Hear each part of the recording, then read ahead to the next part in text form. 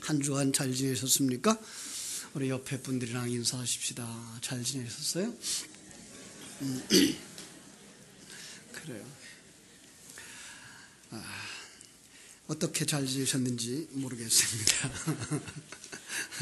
한 주간 주님의 말씀을 묵상하며 산 삶, 그 삶이 아마 잘 지냈다라고 말할 수 있을 것입니다. 여러분, 한 주간 동안 주의 말씀을 묵상하면서 과연 신앙생활이 뭐냐라고 생각을 해보셨어요?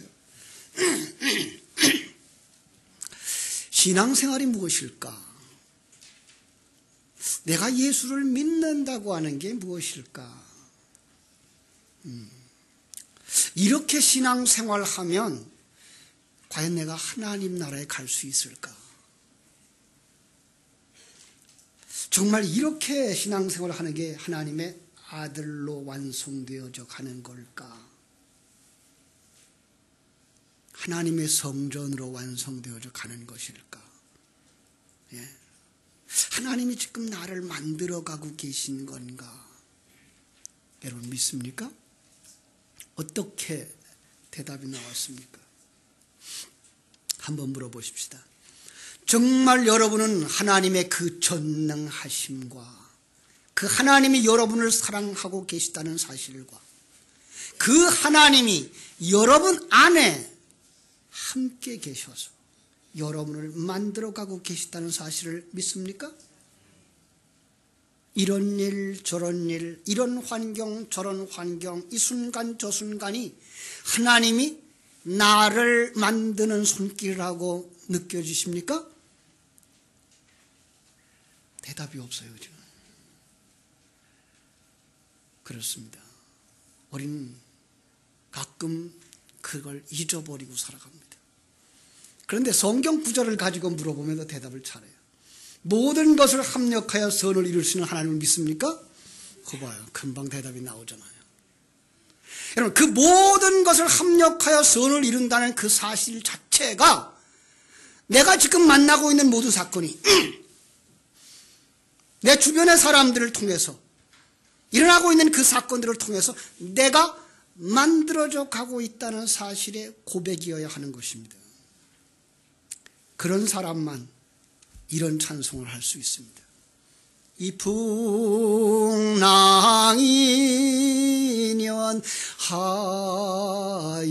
하여서 더 빨리 갑니다. 아멘입니까? 이 찬송은 제가 한 주간 동안 부른 찬송이었습니다.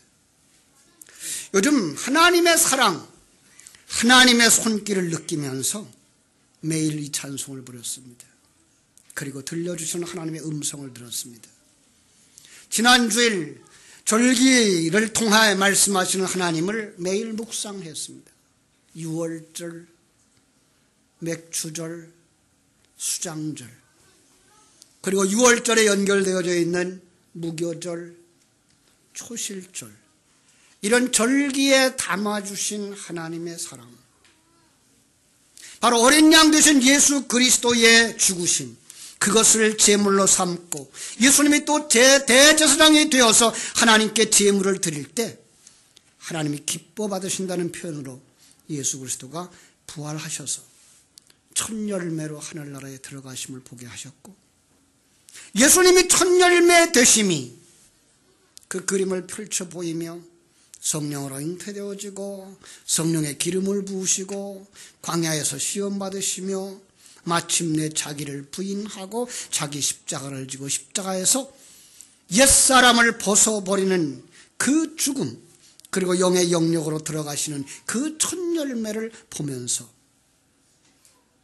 우리들에게 너희들도 하나님이 받으시는 진정한 열매가 되어라 가르쳐 주시는 오순절, 각 사람의 삶 속에 성령으로 부어주셔서 영의 세계를 깨닫게 해주시고 성령과 함께하는 삶을 살게 하시는데, 그 성령과 함께하시는 그 삶이 자기를 부인하고 자기 십자가를 지는 과정, 이것이 신앙생활인 것을 깨달아 알면서 하나님께서 주신 말씀이 생각났습니다.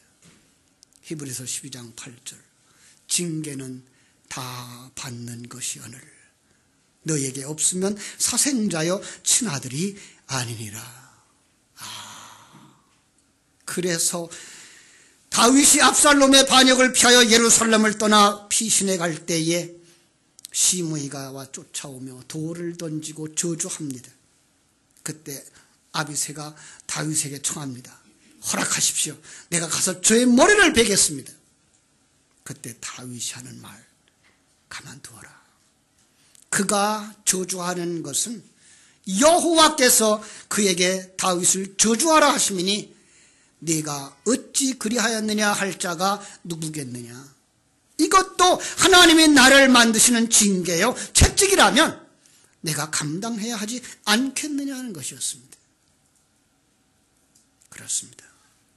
오늘 우리가 만나는 모든 사건들 하나도 하나님의 계획이 없이 이루어지는 것이 없다는 사실입니다. 바울 사도는 그래서 고린도전서 10장 13절에 이렇게 말씀합니다. 사람이 감당할 시험 밖에는 너희가 당한 것이 없나니 오직 하나님은 미쁘사 너희가 감당하지 못할 시험당함을 허락지 아니하시고 시험당할 즈음에 또한 피할 길을 내사 너희로 능히 감당하게 하시느니라. 그래서 바울이 이렇게 말씀하셨구나. 아직도 우리가 살아있기 때문에 답답한 마음으로 시간을 보내면서 성전을 통해 말씀하시는 하나님을 묵상할 수 있었습니다. 그래서 오늘 말씀 제목을 성전을 통해서 말씀하시는 하나님, 성전에 담아 우리에게 주신 진리를 함께 나누려고 합니다. 물론 성막을 하나하나 이제 펼쳐서 공부하려고 그러면 여러 시간이 걸릴 것입니다. 앞으로 시간이 나면 그 부분도 우리가 살펴보겠습니다만은 먼저는 성막의 전체적인 그림을 그려보려고 합니다. 이 성막론을 가르치는 분들이 왜 성막을 이해하고 공부해야 되느냐 몇 가지로 추려놓은 것이 있습니다. 제가 읽어드릴게요. 첫째로 성막은 하나님을 만날 수 있는 길을 가르쳐 주시고 있다. 두 번째로 예수 그리스도를 바로 알고 믿을 수 있게 해준다. 세 번째로 죄인의 구원을 정확하게 설명해 주고 있다. 네 번째로 성령이 인도하는 생활이 어떤 것인지를 가르쳐 준다. 다섯 번째로 신앙생활 전체를 한눈에 볼 수 있게 해주기 때문에 우리는 성막을 공부해야 된다. 제가 간단하게 정리를 해드릴게요. 첫째로 하나님의 백성이 하나님의 존재를 인식하게 해주는 것, 그게가 성막을 통해서 우리에게 주신 겁니다. 하나님의 존재. 두 번째로 그분의 일하심의 목적을 알게 해주는 것. 그리고 세 번째로 그분의 뜻을 따라 바른 신앙을 하도록 가르쳐주기 위해서 우리는 성막을 공부해야 된다라는 내용입니다. 다시 말하면 이 성전에 관한 이야기를 우리가 할 때에 바로 하나님의 존재에 대한 이해를 할 수 있어야 된다는 겁니다. 두 번째가 하나님이 일하시는 것이 무엇인지 그 속에 있고, 그래서 그걸 깨달아 아는 사람들 되어져야 하며, 그걸 아는 사람은 어떻게 한다고요? 바른 신앙생활을 하게 된다. 그러므로 성전 속에 이 내용이 다 들어가 있다는 겁니다. 하나님은 모세에게 이스라엘 백성들을 위하여 성막을 만들라 가르쳐 주시고, 모세는 보여준 그 식양대로 이제 성막을 만들었습니다. 그런데 제가 말씀드린 것처럼 이 성막은 창세기부터 요한계시록까지 나와 있는 어떤 전체적인 그림을 가지고 있는 겁니다.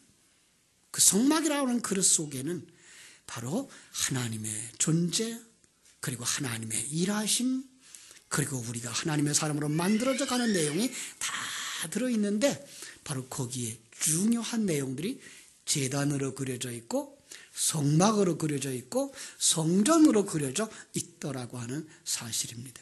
이 모든 것은 그 안에 진리를 담은 그릇입니다. 거기서 우리가 볼 것 첫 번째가 무엇입니까? 하나님의 임재입니다. 성막이라는 단어가 그 히브리어로 보면 미슈칸이라는 말이 들어가 있습니다. 그것은 거처한다, 하나님이 거하시는 곳이라는 의미입니다.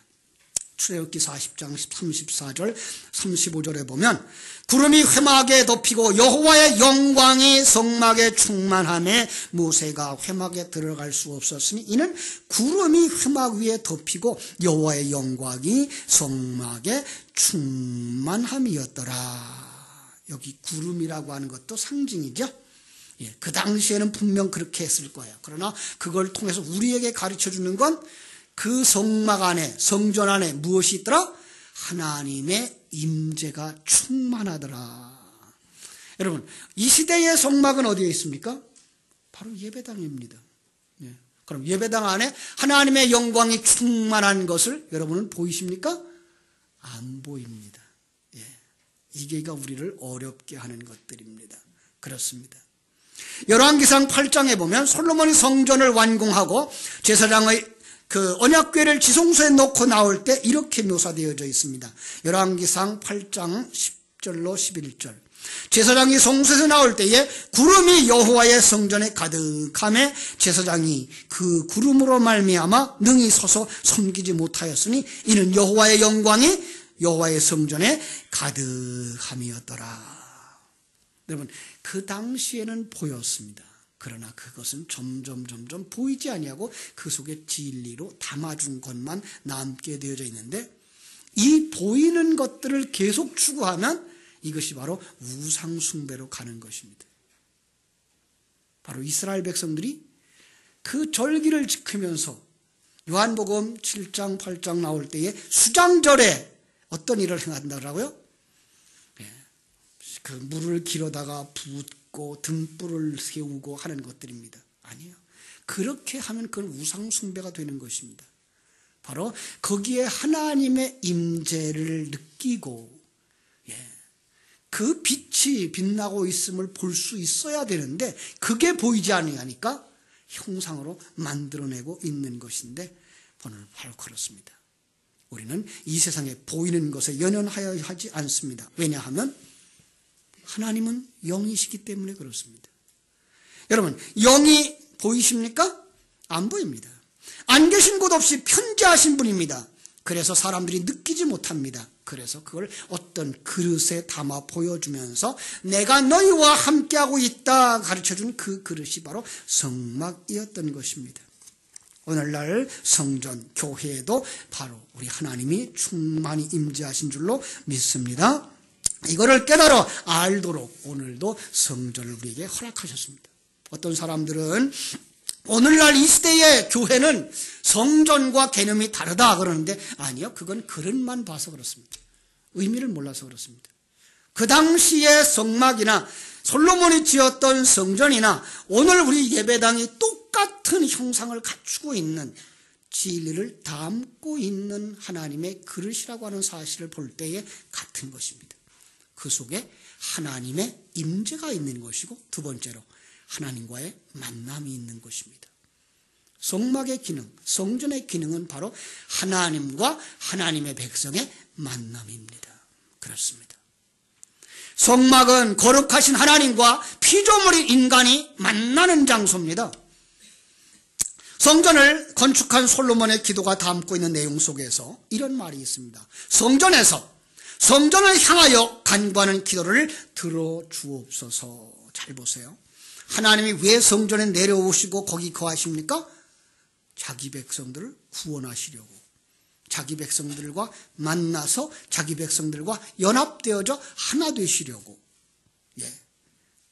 거기서 말씀하시고 거기서 들으시는 겁니다. 즉 의로운 하나님이 이 땅에 찾아오셨습니다. 그런데 불의한 자들이 그 앞에 나갈 수 있습니까? 없습니까?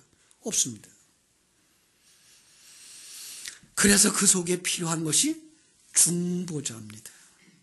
그 중보자가 우리를 품어 안고 우리의 모든 죄의 값을 대속한 죽음이 있어야 됩니다. 그것을 바로 성막의 문 앞에다 그려놓은 것입니다.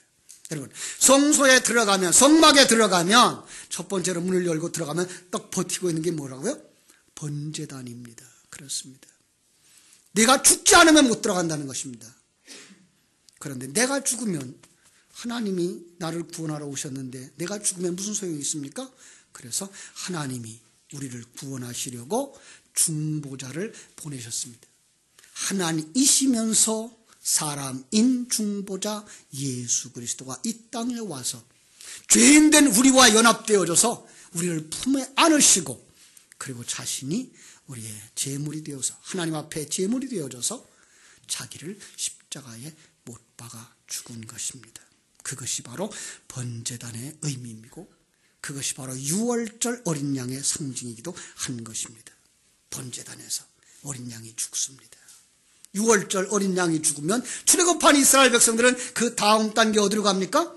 홍해를 건너야 하는 것처럼 성전을 들어가면 이제 번제단을 지나고 그 다음에 물두멍을 만나게 되는 것입니다. 물두멍, 그것은 바로 죽음과 부활의 상징이고 세례의 상징인 것입니다. 그걸 지나면서 성도들에게 가르쳐주는 겁니다. 너는 이미 예수 그리스도와 함께 죽은 자란다. 믿습니까?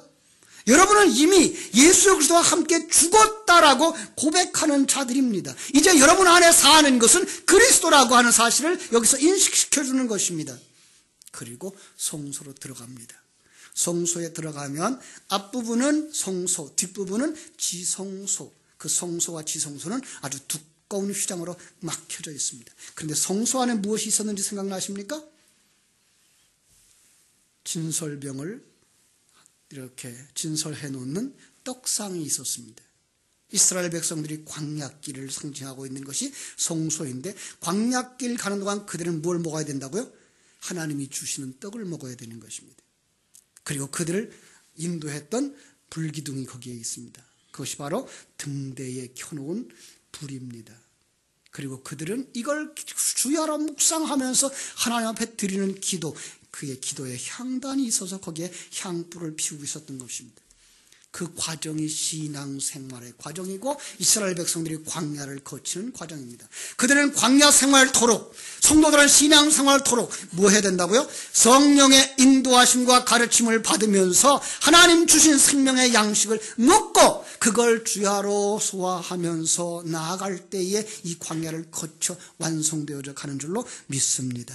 그 과정이 옛사람을 벗어버리고 새사람으로 완성되어지는 것이기 때문에 이스라엘 백성들은 광야 40년 동안 출애굽한 1세대가 광야에서 여호수아와 갈렙을 제외한 모든 사람들이 다 죽었던 것을 우리는 기억합니다. 그렇습니다.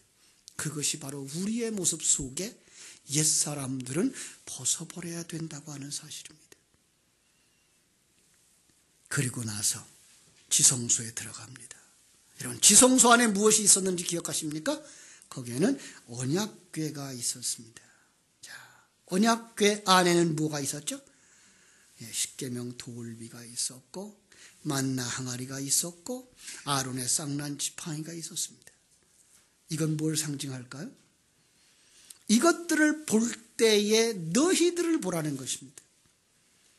돌비를 볼 때에 그들은 첫 번째 돌비가 왜 깨졌는지를 보게 되어지고 하나님을 하나님으로 인정하지 못하며 우상으로 인정했기 때문에 죽어야만 했던 자기들을 보게 되는 것이고 만나를 먹으면서도 그 만나의 진정한 의미를 깨달아 알지 못하고 먹었던 그들, 그걸 죄인이라고 하는 사실과 하나님의 권위에 도전했던 죄인이라는 사실을 깨달아 알게 하는 것입니다. 아니, 그런데 죄인인 너희가 어떻게 지성소 안에 들어왔니? 거기에 대답이 있습니다. 그 언약궤 뚜껑이 바로 속죄소이고 시은소입니다. 속죄소라는 말은 죄를 속하는 장소라는 말이고 시은소라고 하는 말은 은혜가 시행되는 장소라는 말입니다. 거기에 대제사장이 1년에 한 차례 어린 양의 피를 가지고 들어갑니다. 대제사장 역시 예수 그리스도를 상징하는 것이고 어린 양의 피 역시 예수 그리스도의 죽음을 상징하는 것입니다. 바로 그 어린 양의 피 흘림으로 말미암아서 이방인들과 같이 살다가 지옥에 갈 수밖에 없는 인생이 하나님이 정하신 장소, 천국에까지 들어가는 모습을 지성소에서 보여주는 것입니다. 그렇습니다. 아주 쉽게 그린 그림, 이 성소, 이 많은 이야기를 아주 쉽게 하나의 그림에다 그린 것이 바로 그 성전이 있기 전에 있었던 제단이었습니다. 제단 그러면 우리가 아주 쉽게 생각할 수 있는 한 사람이 생각나죠? 이삭이죠. 아브라함이 이삭을 제물로 드릴 때에 이삭 대신에 누가 죽습니까? 어린 양이 죽는 모습입니다. 어린 양, 예수 그리스도의 상징이죠. 예수 그리스도가 내 대신 죽음으로 말미암아 하나님과 한 몸 되어지는 역사, 이걸 제단에다가 담아둔 것입니다. 그렇습니다. 그러니까 제단, 성막, 성전 모두 다 이 진리를 담은 그릇인 것입니다. 양이 죽어 하나님의 백성이 살아나는 그림, 그 자체가 제단이고 성전이고, 그렇게 함으로써만 만남이 이루어지는 것, 이 보이는 것 속에다가 보이지 않는 진리를 담아둔 것입니다. 자, 그 확실하게 보여주는 말씀이 요한복음 2장 19절에 있습니다. 한번 같이 읽겠습니다. 요한복음 2장 19절.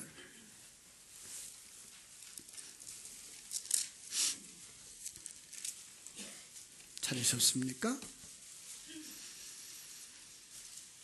찾았으면 같이 읽습니다.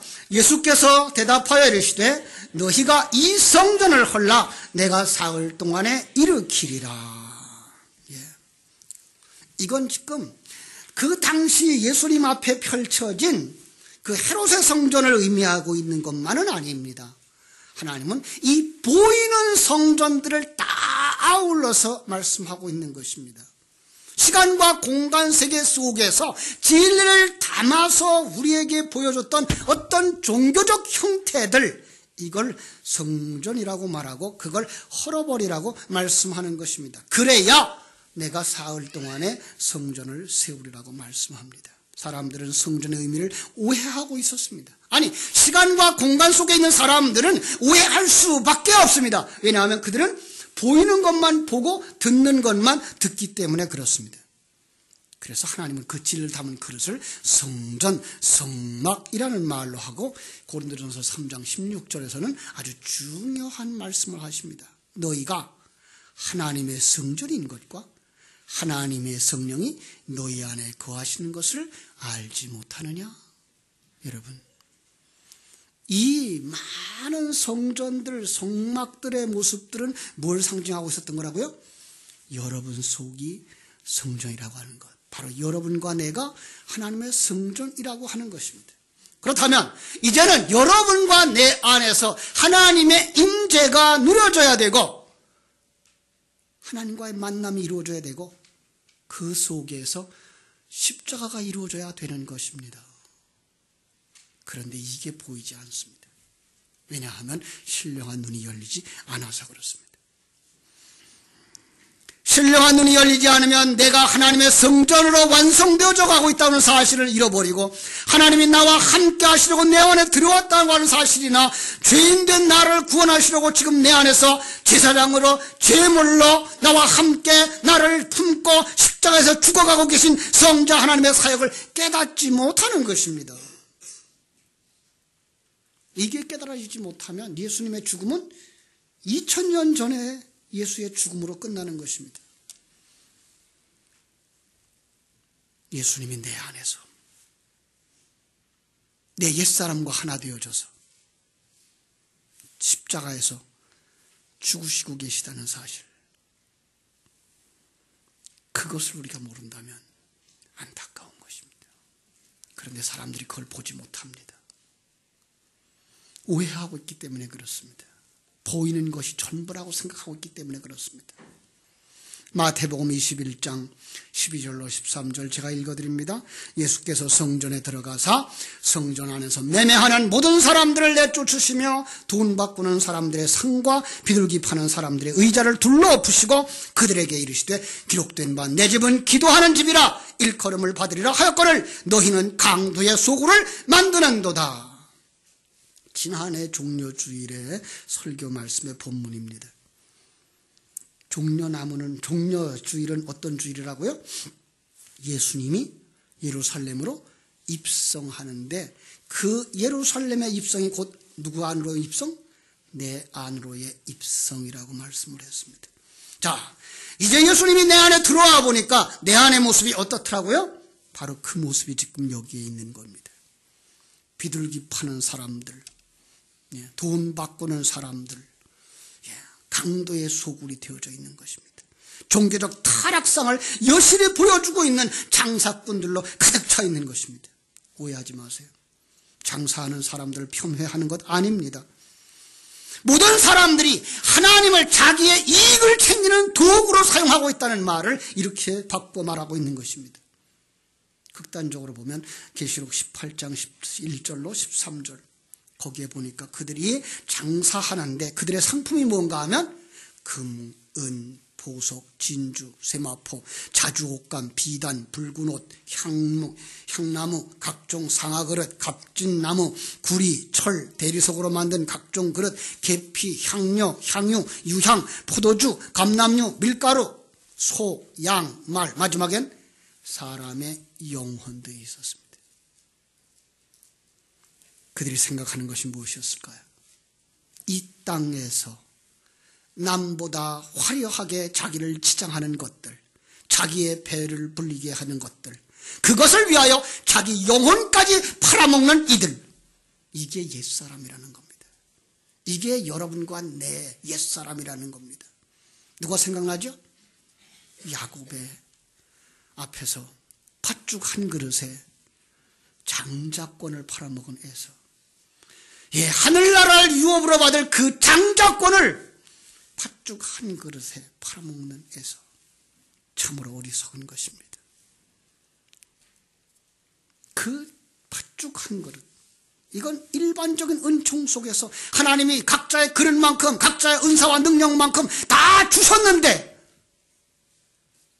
성실하게 하나님 주신 능력과 환경 속에서 감사하며 기쁨으로 성실하게 살려고 하지 아니하고 종교라고 하는 것을 빌어서 수고하지 않고도 얻으려고 하는 그들, 거기에 하나님의 이름을 들먹거리며 심지어 자기의 영혼이라도 팔아서 그것을 얻으려고 하는 이들, 그들이 예루살렘 성전 안에 있었던 그 모습인 여러분과 내 안에 옛사람인 것입니다. 예수님 말씀하십니다. 너희가 이 성전을 헐라. 내가 사흘 동안에 일으키리라. 돌로 만들었던 제단, 눈에 보이는 성막, 성전, 예수님 자신의 육체, 그 속에 포함된 여러분과 나의 옛사람까지 묶어서 말씀하시는 겁니다. 이게 부서져야 합니다. 새로운 성전이 세워지기 위해서 보이는 것은 깨어져야 하는 것입니다. 그것이 깨어질 때에만 제단을 통해서, 성막을 통해서, 성전을 통해서 계시하라고 했던 하나님의 사랑이 보이기 때문입니다. 사랑하는 여러분, 내가 부숴버려야 할 성전이라는 것, 나라고 하는 것까지 연결해낼 수 있으셔야 됩니다. 물론 쉽지 않습니다. 그러나 주님이 하신 말씀을 깊이 묵상해 보시기 바랍니다. 이 성전을 헐라. 내가 사흘 동안에 일으키리라. 헐어야 됩니다. 그런데 우리말에 이런 말이 있습니다. 중이 제 머리 못 깎는다고. 아무도 자기가 자기를 헐으려고 하지 않습니다. 그래서 예수님이 말씀에 검을 가지고 들어오시고 그 손에 쇠철장을 가지고 오셔서 우리의 옛사람들을 부수는 것입니다. 여러분, 그때에 이것이 하나님의 손길이구나, 이것이 하나님이 일하시는 거구나를 볼 수 있는 사람들, 그 사람만 고통 속에서도 하나님을 찬송할 수 있고 자존심 상하고 아픔 속에서도 하나님을 기뻐할 수 있게 되는 줄로 믿습니다. 사랑하는 여러분, 그 과정 속에서 하나님의 손길을 느낄 수 있는 사람, 그 사람은 영적으로 깨어있는 사람이며 그 사람만 거듭난 사람일지도 모릅니다. 저는 바라기를 우리 모든 성도님들의 눈이 여기까지 열려져서 우리의 사는 모든 삶의 환경들, 나를 힘들게 하고 어렵게 하고 있는 모든 사람들이 오히려 나를 만들어주는 하나님의 도구인 것을 깨달아 찬송할 수 있고 그리고 감사할 수 있는 복된 성도들이 되시기를 주님의 이름으로 축원합니다. 기도하겠습니다. 하나님 우리 아버지, 하나님의 크신 은혜와 사랑을 감사하고 감사합니다. 하나님은 시내산에서 이스라엘 백성들에게 성막을 지으라 말씀하셨습니다. 바로 그 성막 보이는 그릇에 하나님의 사랑, 하나님의 진리를 다 담아주시려고.